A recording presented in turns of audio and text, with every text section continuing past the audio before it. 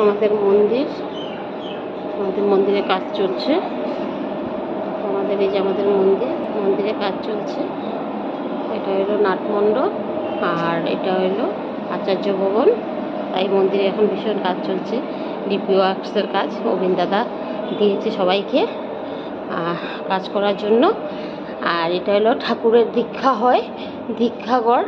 তাই আজকে এখানে মাতৃ সম্মিলন হবে, তাই এখানে আমি সাজিয়েছি ঠাকুর। আজকেও আমি ঠাকুর ভোগ সাজানোর সুযোগটা পেয়েছি। আমি তো আমাকে নিজেকে অনেক ভাগ্যবান মনে করি। আর কি বলবো তোমাদেরকে।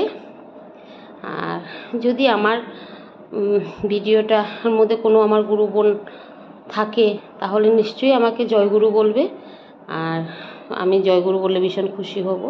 কেন আমরা সবসময় ঠাকুরকে নিয়ে থাকার জন্য, চলার জন্য ভাবি যে আমরা সবসময় ঠাকুরকে নিয়ে থাকবো। কেন আমাদের ঠাকুর ছাড়া আমাদের